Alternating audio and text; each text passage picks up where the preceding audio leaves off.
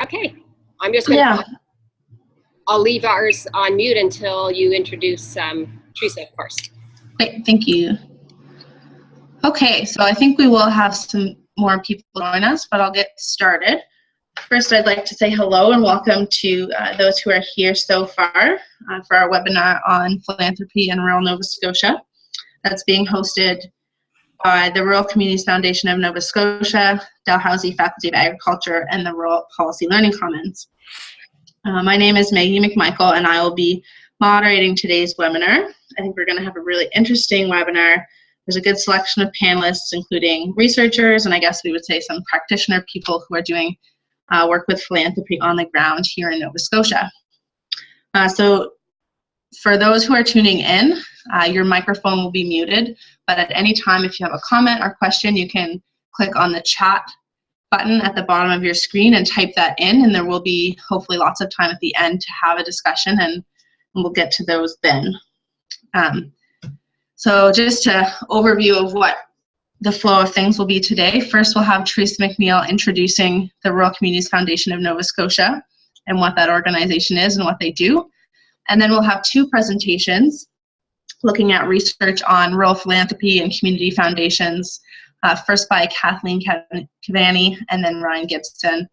And then finally, Arthur Bull will be presenting the Rural Communities Foundation's new fund development strategy.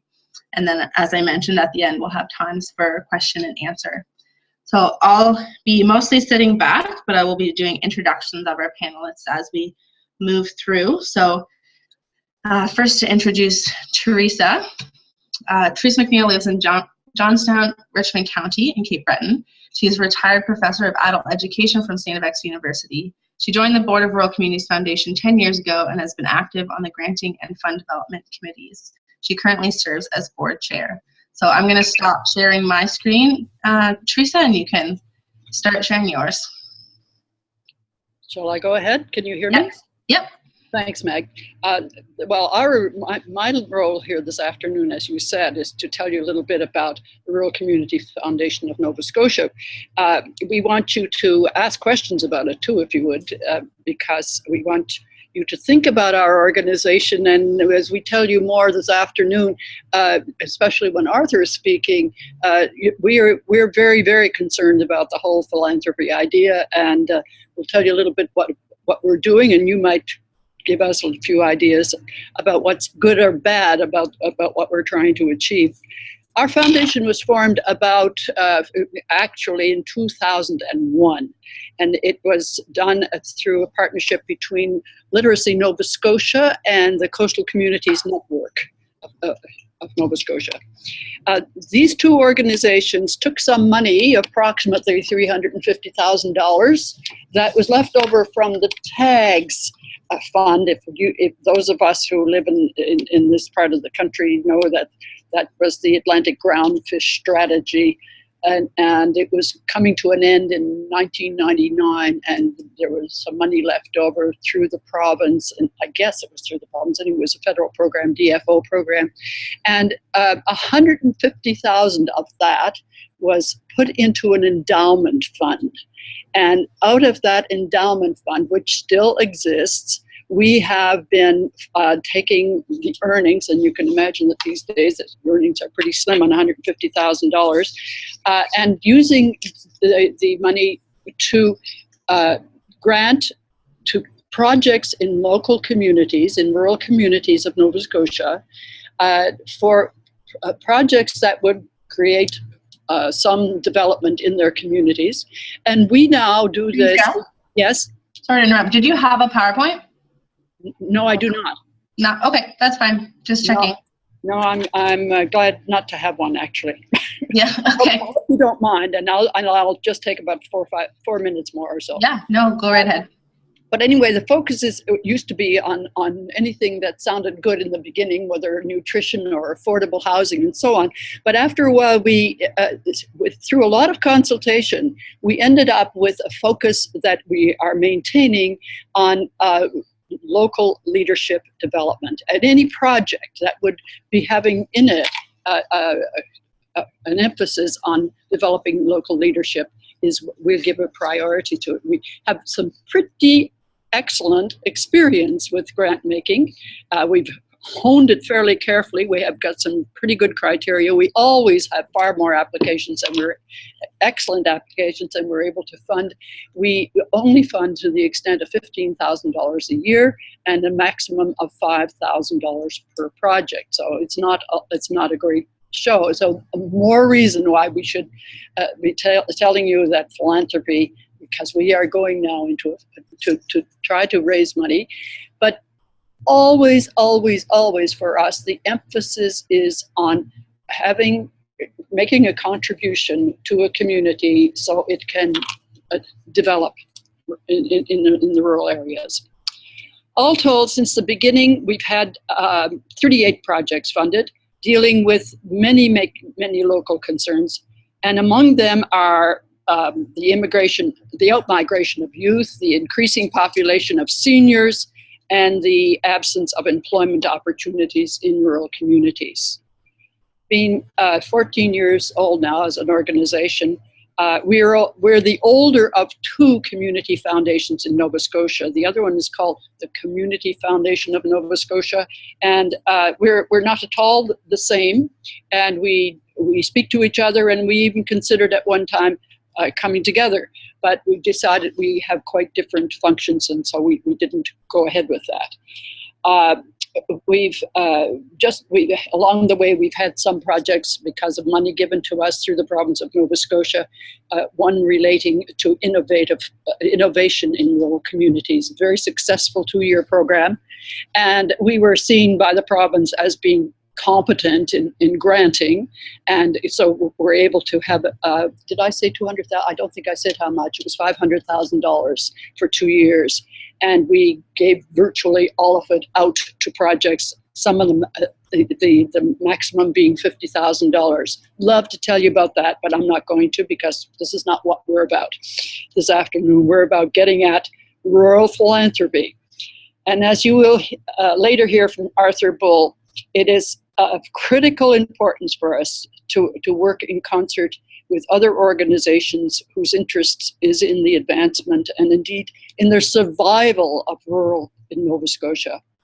So to help make this happen, we convened a group of about 15 individuals this past spring to see if perhaps we could come together and say, well, what do we believe as rural people about the survival of rural Nova Scotia? And we have a first draft of what we're calling the Rural Declaration. And we're going to work on a process of refining that declaration. But as a foundation, we are not responsible for bringing all of Nova Scotia together around rural. We are responsible for granting money, and therefore I'm coming back to the point of the need for rural philanthropy. Lovely.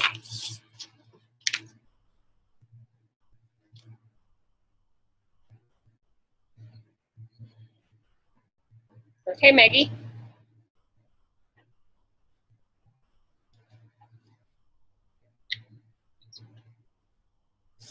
Thank you, Meg.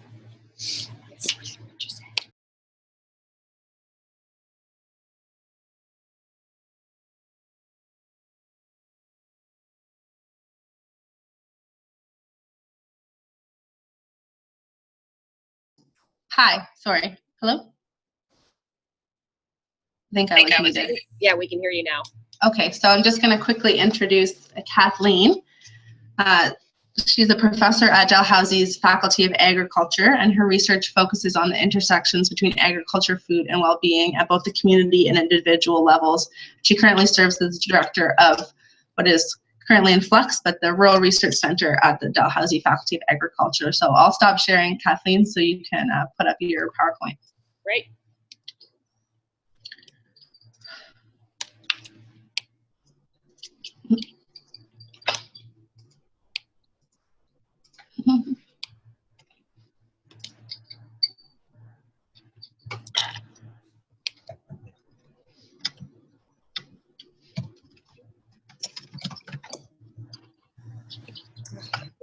Katie, it's a good question, but I don't know. I'd like to. Great.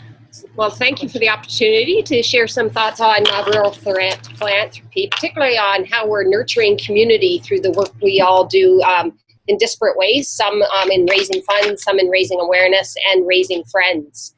So looking at altruism as really the foundational piece in the literature, it speaks about three elements about the importance of engaging people in community building, giving to community in a variety of ways, and volunteering in community. And altruism has been the foundation for both the theories around charitable giving and philanthropic giving, and I'm going to speak to that in a moment. But I think some of the elements that we can also glean from the literature on philanthropy are the various forms of capital building. And in fact, almost in all the books I examined and many of the articles, the term philanthropy is not used. In none of these books is it mentioned, but other terms are, like this formation of human capital, social capital, cultural capital, built capital, and political capital. And of course, we could speak at length about any of these and how they relate to volunteering, giving, and engaging in community, which of course are part and parcel of what we're talking about for philanthropy. Interestingly, also in the research, that giving to foundations is not an area that's extensively studied, and that much more needs to be understood about factors that are involved in or mediating the giving of wealth to improve community.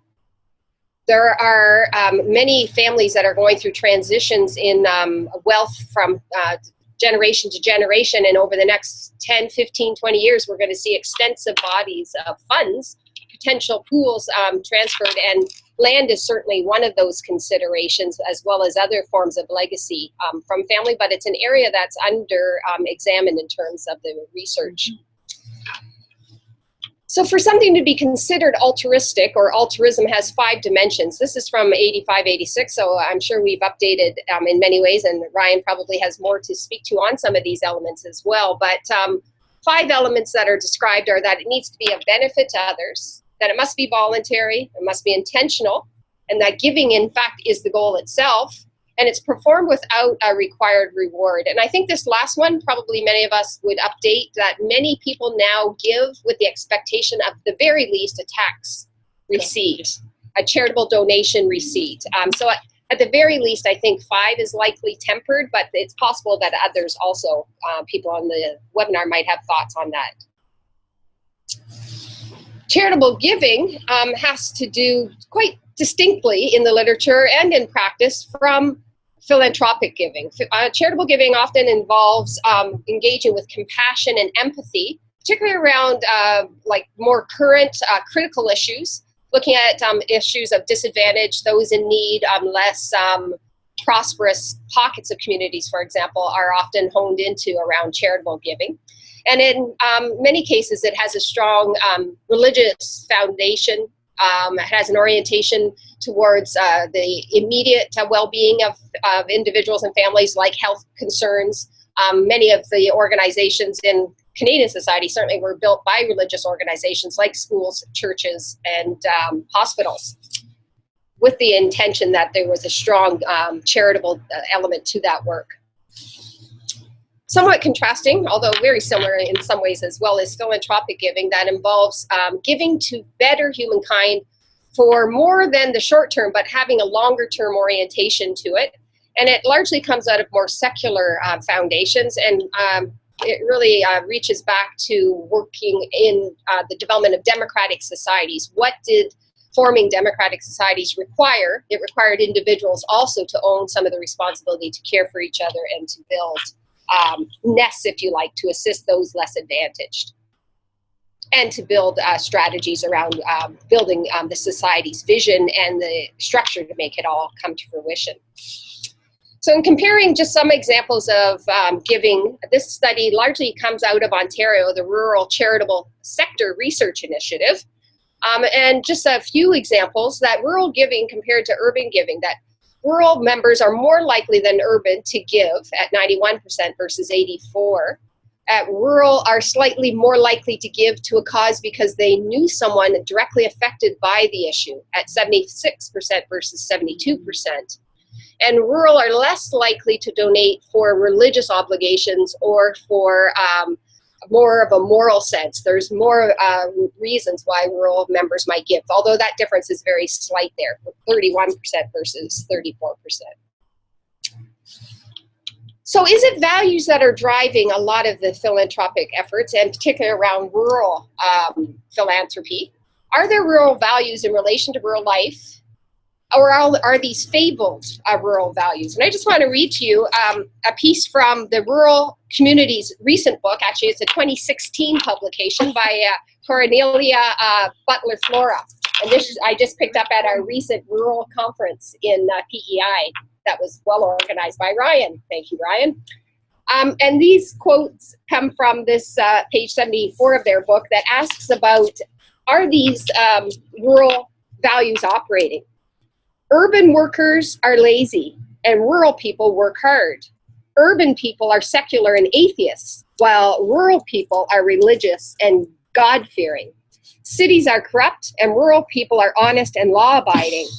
Urban areas are run by bosses and are undemocratic, and rural areas are democratic.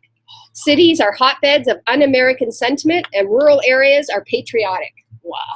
Some would argue that there may have been some foundation for such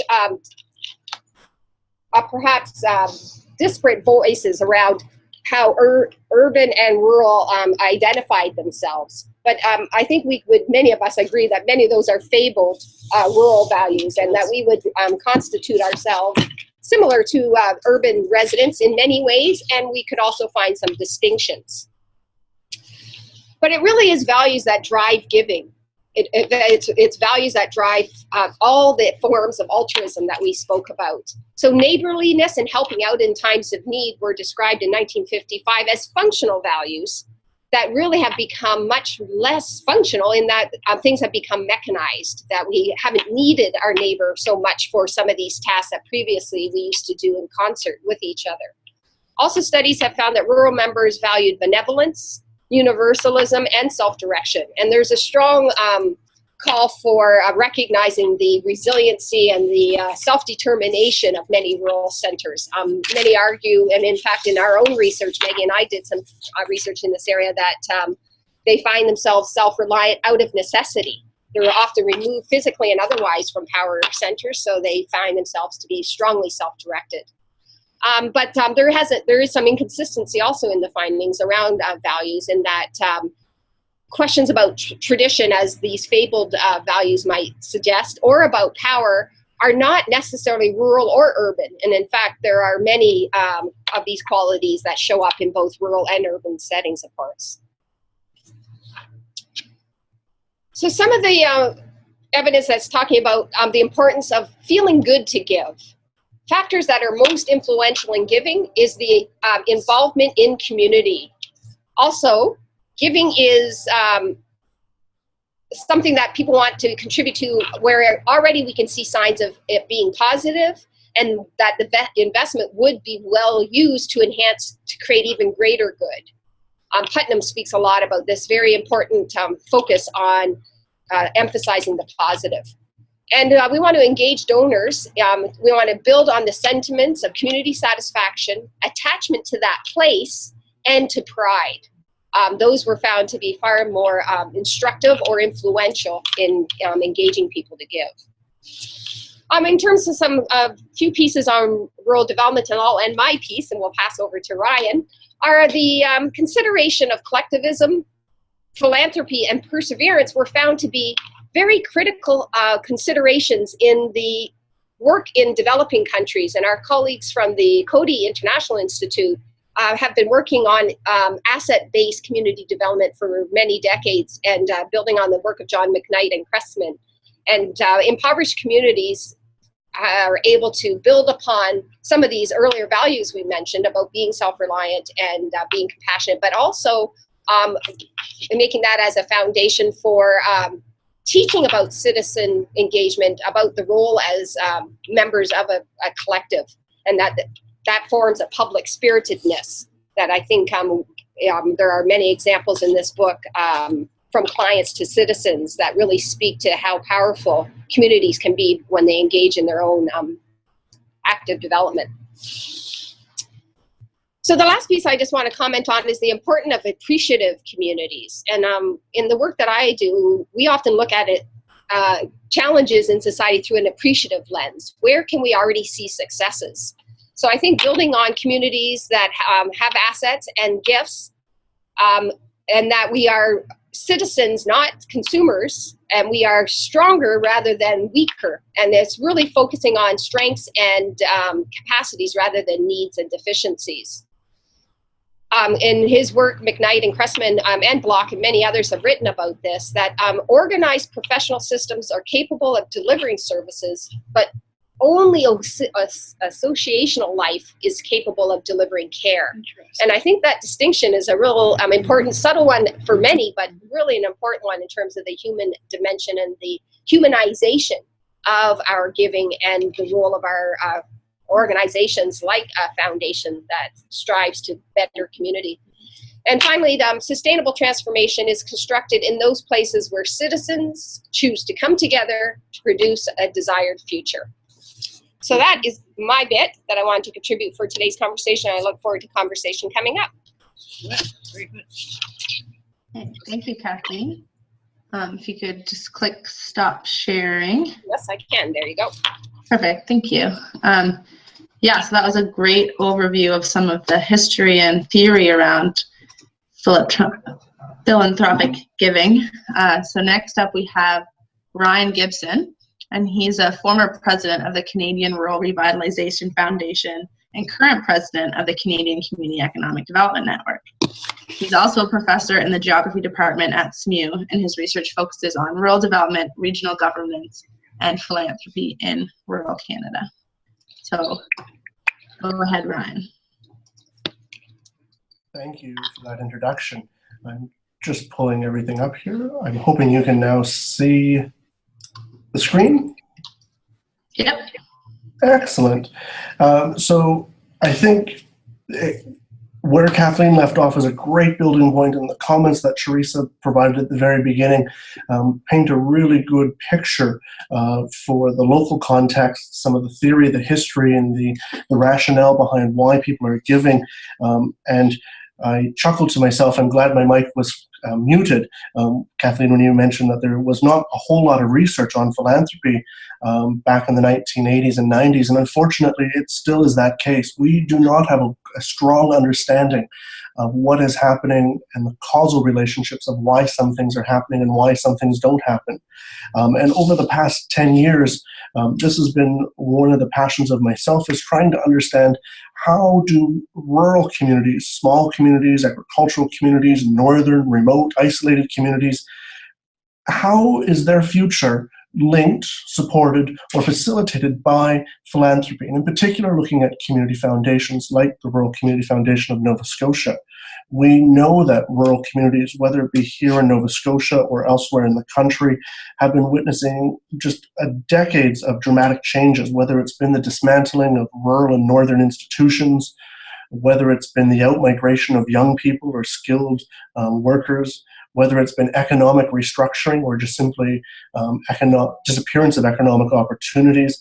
And we've also seen a dramatic unevenness in federal investments in rural and northern communities. And so all of these trends that have been taking place over the last 10, 20, and 30 years, and even longer in many instances, have really fueled my interest in how philanthropy can be utilized to not only to revitalize, but also to sustain and create sustainability for rural communities across the country. And so this afternoon I wanted to share some of that research that I've been doing, and it builds nicely with the information I've been shared previous to this. Before I get too far though, I thought I would just do a quick plug for a report that was released recently by the Canadian Rural Revitalization Foundation. In September, they launched the State of Rural Canada book.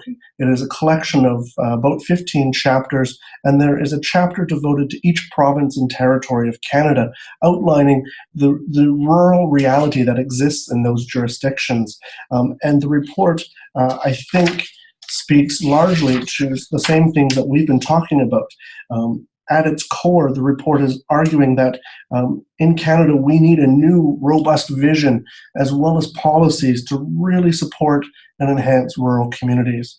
But at the same time, rural communities need to be active participants. They need to be a partner, as Kathleen was describing, and they need to be at the decision table when decisions about their future are actually being made. And so if you haven't seen the report, you can go to the website that's at the bottom of the screen at the moment.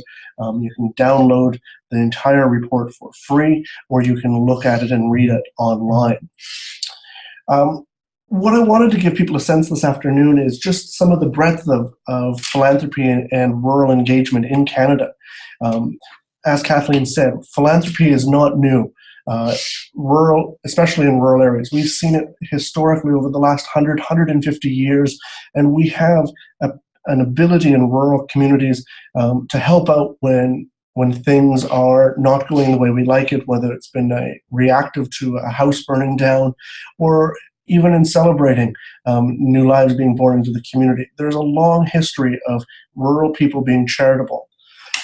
We also know there is considerable wealth that is held within our rural regions, but we often miss it. We often don't see it because it's not in bank accounts today or tomorrow, but it's in the form of land, equipment, mineral rights, land rights, and so forth. Excuse me. So in my interest, we've been looking at community foundations in Canada. There are 185 of them from coast to coast to coast. There are approximately $3.5 billion in assets that are currently endowed in a community foundation.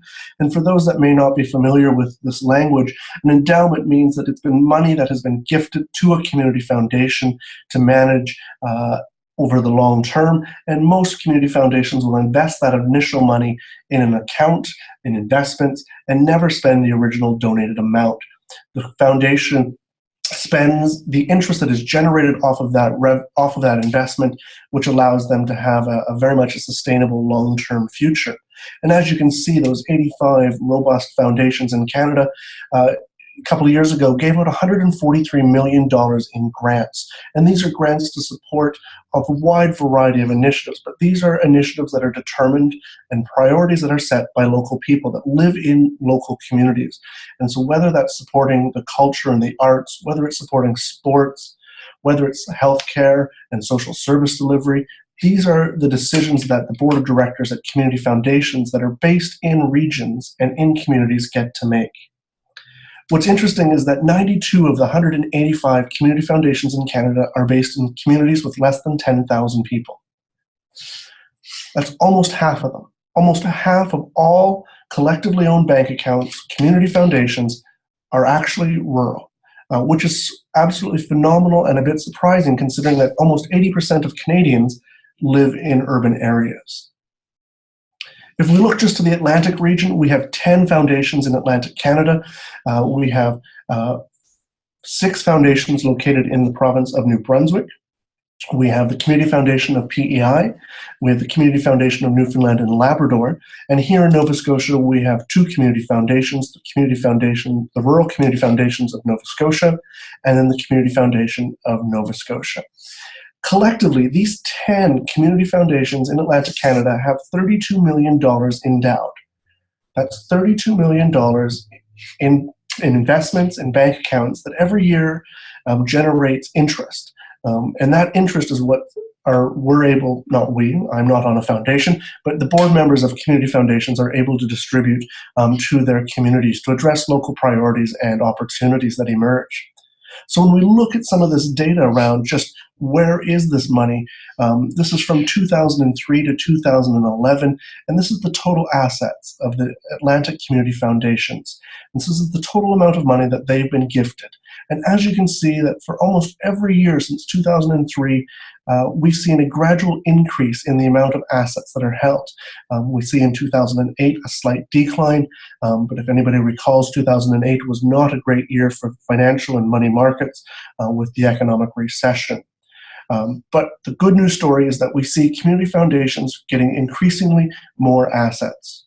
This is important because it allows us then to look at what is the amount of gifts or grants that are provided by community foundations to local organizations, to individuals.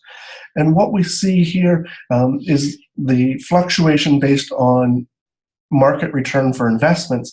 But in 2011 and in 2012, over $1 million was given back to local charities, local causes, and local priorities within the 10 community foundations of Atlantic Canada. Again, 2009, 2010, bit of an anomaly given the economic recession and its aftermath and its tailing off over the next couple of years. But you can see quite positively in 2011, the investments returning to be able to give a healthy return to their stakeholders. So in terms of when we look at this notion, at the beginning I had mentioned there's an opportunity for rural communities to be supported, to be sustained, and to be revitalized by community foundations. There are a few key opportunities, and we've mentioned a few of these already, but rural development and philanthropy are natural companions. We see increased wealth in many of our rural communities, whether it's coming from natural resources or if it's coming from afar.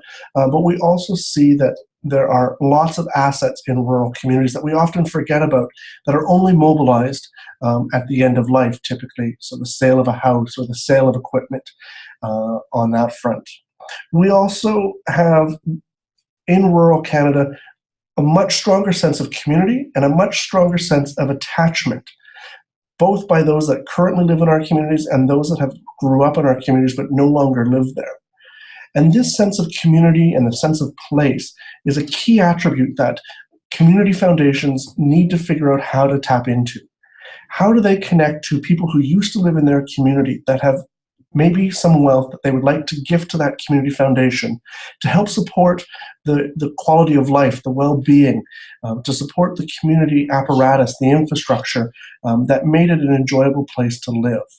And this becomes increasingly important as we see young people moving out of rural communities, but also as we see 2 generations ago, as people left rural communities that are now looking at retirement, an opportunity to reconnect with those individuals that are out there to help the longevity and the revitalization of local communities.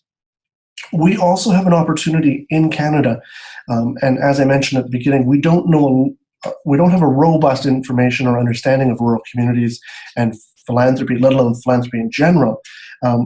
But we do have an opportunity to learn from other jurisdictions across Canada and across the world on how this is happening.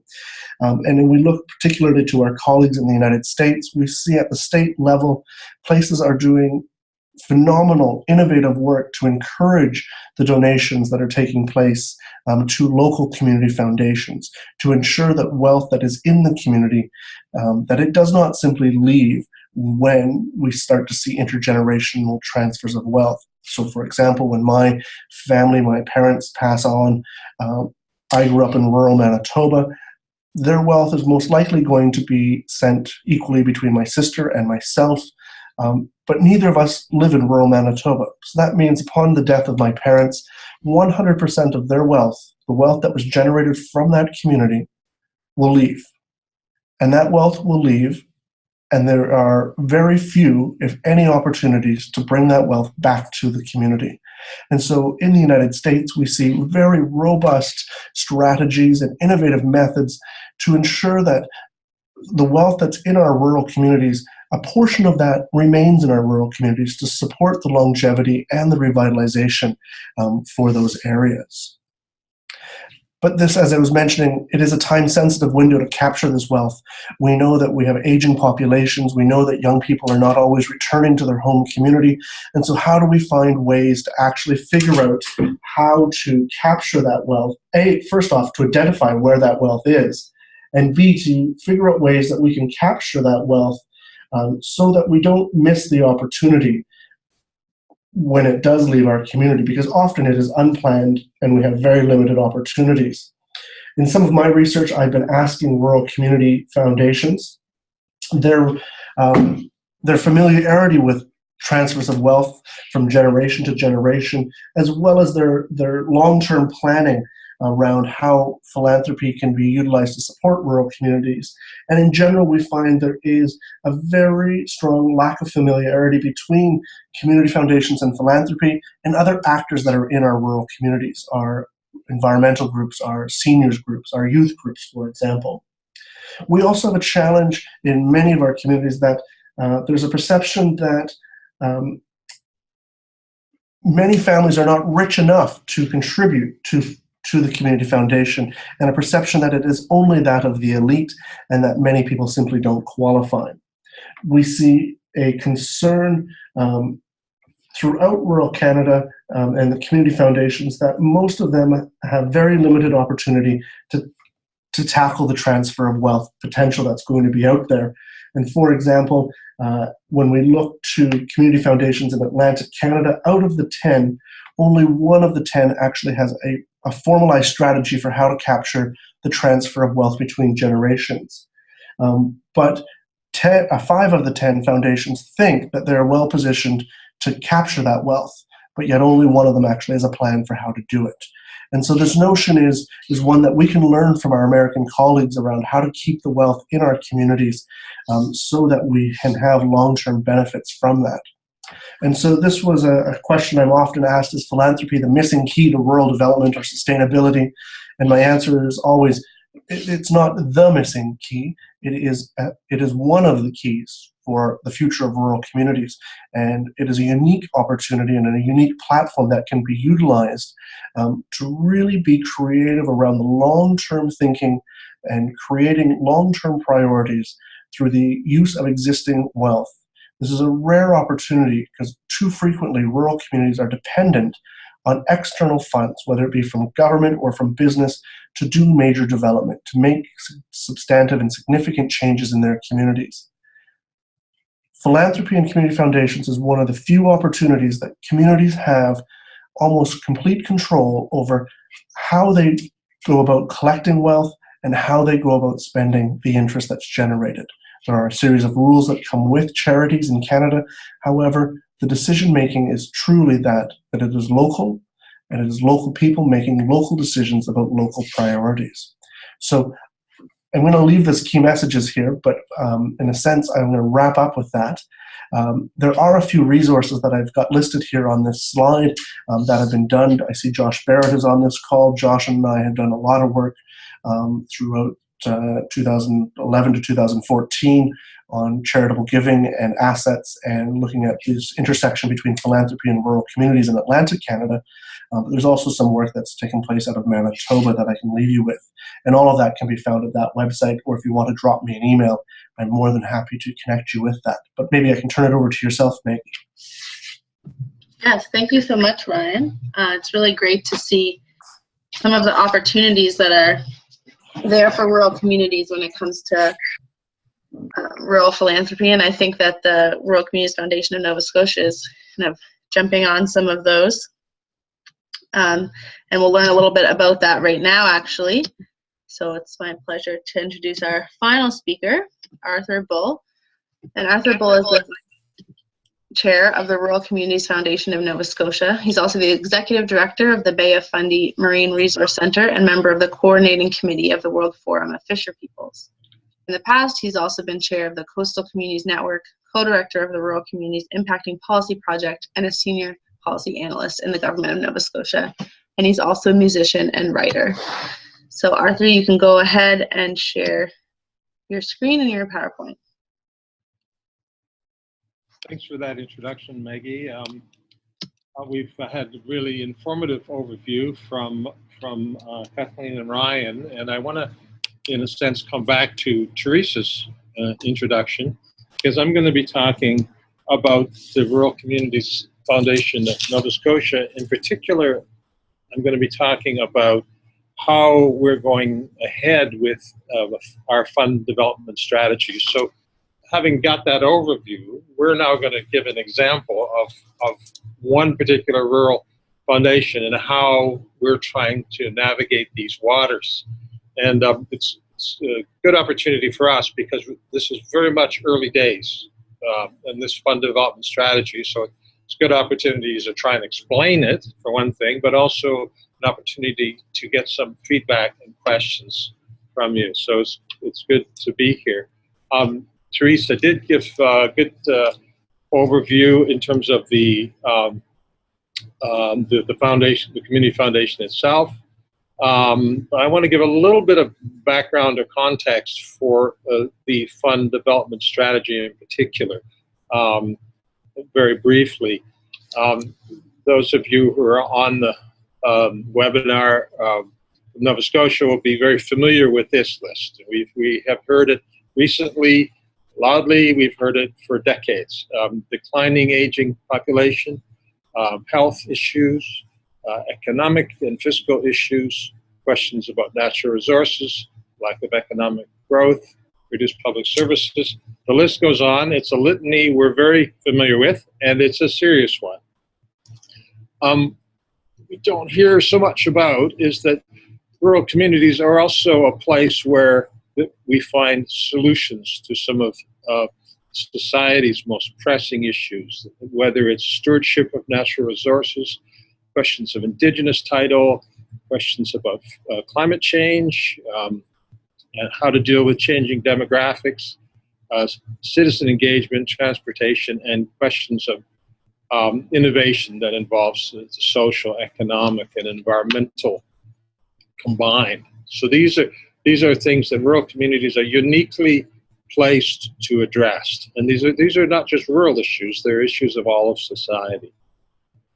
So one of the things that we believe is that local organizations throughout rural Nova Scotia are working on new ways to address challenges and take advantages of opportunities. So that's one assumption we are bringing in, and it's based on our shared experience of grant making over the last 15 years. This work is happening, innovative work is happening at the grassroots level, but, here's the but, with very, very little support for this kind of work at the grassroots level. So our job is about supporting rural grassroots innovation. The primary task of the Rural Communities Foundation is to put funding and other resources into the hands of people who are making a difference in rural Nova Scotia. So that sort of frames up the fund development strategy. And this, again, is a little bit of background that Teresa covered as well. So we're coming into this as not a huge grant maker, but as a very well-tested and experienced grant maker with 15 years of successful grant making in rural Nova Scotia. So we have taken a multifaceted approach to our fund development strategy. That is to say, we're not just pushing on one particular aspect of fund development, and we're not doing one thing and then the other and the other in a linear sense. We're pushing forward actually on 5 different fronts. One is about building an endowment. One is about what we call conduit funding, and that is about designing grant-making programs. I'll come back to that. One is about matching individual donors with individual community organizations. One's about convening, bringing together our grantees into communities of practice. And one is what we call switchboard, which is about how we act as an interface between rural communities and other funders. In other words, our goal is to get those resources into the communities. It doesn't have to be us who puts it there. We can play a facilitating role in other resources coming, in particular coming from outside of Nova Scotia and sometimes even outside of Canada. So I'm just going to go through those 5 different functions and give a very quick overview of what we're trying to get at there. The endowment one is the very sort of standard mainstream approach that community foundations take that Ryan talked about, building an endowment. So we are currently about to start a whole round of fundraising meetings, and the focus is going to be again on rural social innovation and rural leadership. We have a goal over 3 years of building a $3 million endowment. That is not a new piece, but it's a piece that we're going to push forward, because in the end, rural communities, community foundations are about having this kind of gift that keeps on giving.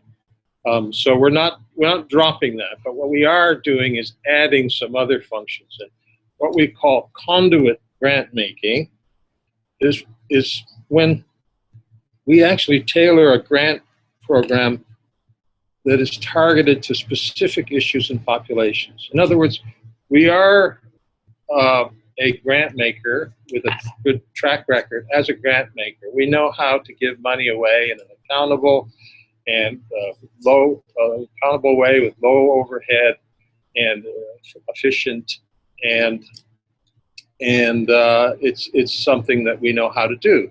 So what we want to do is turn that particular asset into a very specific kind of grant making, where rather than just saying we're going to fund rural communities, we will go to a donor and say, for example, let's say a chain of pharmacies, and say, wouldn't you like to have your name on a grants program that supports seniors and mental health, innovative programs that are out there? So this isn't to go into an endowment. It's actually to go as a conduit, in a sense, to go right out the door, but in a particularly focused way. So this could relate to all kinds of different issues. Youth, it could relate to seniors, it could relate to the environment, a whole range of issues, and that would possibly appeal to a particular donor. And the other aspect of this is that we might also go to a partner with a nonprofit network or umbrella group who work with a specific population, whether it be youth, seniors, Indigenous, Nova Scotians, persons with disabilities, or specific issues, so that we might actually do some interesting work around new kinds of collaborations, where we're the philanthropic side of the house. That is, we know how to make grants, we know how to give money away, we know how to do that charitable stuff, but we might go to a group that has a lot of experience and relationships in a particular area, and then together go into a donor. This is all theory at this point, so we're about to launch this, but it's something we're really looking forward to, because we think there are people who have specific commitments and passions around specific aspects of rural Nova Scotia. And very quickly, I want to pick up on this point that both Kathleen and Ryan made about philanthropy being part of rural communities. We know this is true here. It's simply part of our way of life, not necessarily because we're nicer people than urban people, but simply because this is how things are done. And for instance, in my community, in rural Nova Scotia, if a child gets chronic disease, if somebody's lost at sea, immediately the community starts acting. Philanthropy is part of our culture. The question is, how do we mobilize that? So we thought we also need to have a kind of grant making which is very, very individualized, which is a particular donor might say, I would like to give some money to a Mi'kmaq Youth in the Environment Project. And we are in a position, because we have a database of hundreds of organizations, to say, well, we've got one for you. We've got one in Eskasoni, or here's a couple, let's talk about it. And we would essentially take them by the hand and play a matchmaker role. So this is a way for us to basically say to Nova Scotians, for all the talk about rural Nova Scotia, we are providing a way to actually do something. And it very much relates to the whole question about the intergenerational transfer that Ryan was talking about too, to make it possible for people to do this. And sometimes people want to give to something very, very specific. So we're able to play that role. So what we call the switchboard function, these names are just kind of shorthand for us. But basically what this means is that we don't have to be the grant maker. We can actually connect a community organization to another grant maker. another community foundation, or maybe they're talking about social enterprise and they're looking for an investor. And maybe there's a government program. So we have a kind of an information and referral role. Again, our job is to get the resources out there, not necessarily through us. The other aspect of this is we want to play a kind of a role as an interface between communities, rural communities in Nova Scotia, and the larger field of rural philanthropy in Canada and in the US. And because we feel there's a major gap there, just on the environmental side, just to pick that example, we know that only 3% of philanthropic giving in Canada comes east of Montreal. So there's a big gap there, and we need to play a role as a connector there. And then finally, you know, as a convener, we would basically bring together our grantees linked to community capacity building opportunities, especially relating to social innovation, for example, InnoWeave, and different approaches that support new kinds of collaboration, collective impact, scaling impact, development evaluation, and so forth. So that's not just about putting resources out there, but I think it'll be a natural next step. And by the way, this webinar is a really good example of convening for us, and so we're really looking forward to doing more of these sorts of things. So there are different ways of supporting this, of course, and I won't dwell on those. So it's not just there are different kinds of donations we'll be looking for. So in the end, you know, what's a success look like for us for this fund development strategy? The measure of our success will be the extent to which we bring funding and other resources to grassroots rural community organizations. So that's a quick overview of that, and thanks again for the opportunity to talk about it. Thank you, Arthur. I think that's a good slide to leave up there because we are moving into a discussion. It was great to hear some of the details of a plan that I've known a little bit about, but sounds like there's some real potential for success here. So as I mentioned at the beginning of the webinar, for all those who are participating, panelists included, you can click on the chat button, select everyone, and then write a question or a comment that I will relay. So I think just to get started, I'm interested in hearing from Ryan, kind of his reaction to the plan from the Rural Foundation, and if he's seen something like this in his work researching community foundations across Nova Scotia. Is this a strategy that's common, or is this something a bit innovative? Great question. I think first and foremost, congratulations to the board and the supporters of the board in formulating that plan. Those don't come along quickly or easily. A lot of time and effort goes into them.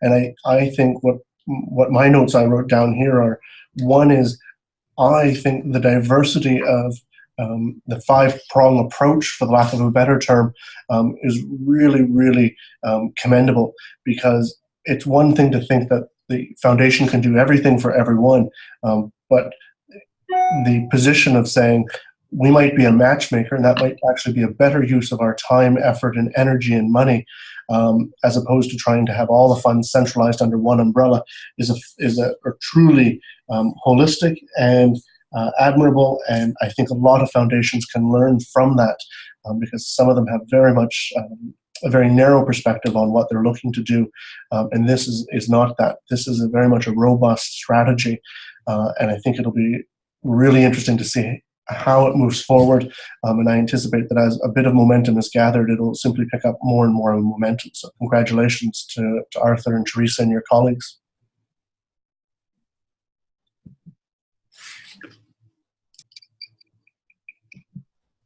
Great. So there's no questions on here right now. Did any of the panelists have questions or comments for one another? I do, actually. I have one for Arthur, even though we're sitting here together in Truro. My question would be about whether in these different roles, would this help triage some of the applications that come in for the pool of funds and maybe direct folks to some other partnerships instead of considering them for the 5,000 possible donation, or are there other functions that you see in evolving? Yeah, that's a question we've actually just been talking about today in our board meeting, and it's going to be an important question. In other words, how do these different functions relate to each other? And triage is a good word, I think. Our hope is that all of them will eventually lead to an endowment. I mean, this is the thing that we really need to keep that sustainable giving in place. But in some cases, somebody might come in and say, well, I really would like to do something very immediately with this group. That we need to be able to respond to that. And so it needs to be really driven by the donor, what the donor wants. But we might start a conversation, for example, on endowment, or we might end up actually saying, sounds like you might want to be, designing and delivering a grant-making program with us. So it's going to be very interesting to see over especially the next 6 months, where we're in a very experimental kind of period, if that happens. My guess is just that it will. That in fact we're going to see sort of a migration through these different categories, and I think we're going to have to be adaptive. Great. It's helpful. Thanks. I have another question, Maggie. Pardon? I'm wondering if anyone knows of foundations that are working around issues of food and health.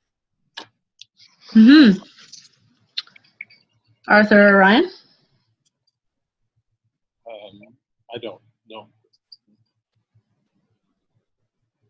So it would help if I unmuted my microphone, I guess. Yes.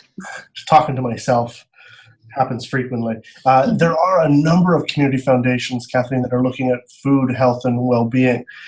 In particular, most of the ones I'm familiar with are predominantly urban-based. So particularly the Winnipeg Foundation and the Vancouver City Foundation have very robust food and food security programming that either they have done or that they've supported through their granting, and it's predominantly more of the latter, if I'm not mistaken. But we also see the Community Foundation, and the name of it slips my mind, but in the interior of British Columbia, over toward Castlegar, Grand Forks, and Selkirk, that neck of the woods, but also in southern Ontario, where we've seen some work being done, whether it's on supporting grants to groups to try to understand how community-supported agriculture could be better utilized, looking at kind of market-related opportunities to expand agriculture, to looking at children's schools, well-being, utilization of local foods. Great, those great examples. Thank you. I have a question, Maggie, for Ryan. It's Sure. Or actually to either Ryan or Kathleen. Do you have any? Are you aware at all of any kind of overall rural grant makers umbrella group or affinity group on a national scale, or even on a Canada-U.S. scale? Is there a forum where rural grant makers get together, connect? I have a really quick answer, and it's not the one you're looking for, Arthur, and that's no. There is a few different umbrella or apex organizations, one of which is the Community Foundations of Canada, a very large umbrella organization that represents everybody from the smallest community foundation, which is in Northern Ontario, in a place called Hearst, and they have $50,000 endowed, all the way up to the Vancouver Foundation with over $850 million endowed. And as I'm sure you've anticipated or even experienced, the needs of their membership is eclectic on good days, and so it's very difficult, I think, for many foundations to find an appropriate table to have those conversations around rural grant makers, best practices, tips and pearls of wisdom. In the United States, there is a network largely convened and coordinated by the Nebraska Community Foundation. They host a conference every year, I believe it is, if not it's every second year, on rural philanthropy. And that conference typically takes place in Nebraska City in the fall time. It's well worth the visit to go down. Nebraska probably has the most robust, most active and innovative community foundations in North America, if not internationally. And that is an opportunity. They typically have a lot of sessions at their conference around capacity building, sharing frustration, sharing opportunities. And a great session, which I attended one a couple of years ago, was around if only I had known then what I know now. That's great, Ryan. I hope I'm not out of line saying this, but if we're looking ahead to other webinars, it might be a very interesting one to actually connect up some Canadian and U.S. Rural philanthropy groups and community foundations, and convene that conversation as soon as possible. Yeah, it might be interesting too, because even later today there is a session that actually Teresa had to run out for. She's talking at St. Effects on rural predicament. Can rural survive? Will rural survive? And this question that Arthur raises is related to that too. How do we cultivate a sense of resiliency and longevity when we do have these other indicators of demise? So we do know that there is growth. We do know there are people returning to rural settings, and there are tremendous signs of hope as well that we need to build upon. So that might be quite a timely conversation and follow up to what we discussed further tonight. Mm-hmm. I think we're close to our time, Maggie. Yeah, I was going to say that. Thank you for that comment. I think that's going to be a really interesting panel this evening. I'm looking forward to your notes from that. So yeah, we have reached the end of our time. I could ask a million more questions, and I'm sure a number of you could too. But I'd like to thank all of the panelists for their really interesting presentations and for the work that they're doing in rural communities, and as well to our participants for coming in and listening throughout that. If you do have any questions for a panelist, you should all have my email already, so just contact me and I can get you in touch there. We will be sending out a short survey for evaluation within the next week, so you'll receive that and be able to provide your thoughts. So yes, thank you to everyone for your time this afternoon. Thank you, Maggie. Thanks for pulling this together, Maggie. Nice work. You're welcome. Yes, thanks to everyone for joining. Yep. Take good care.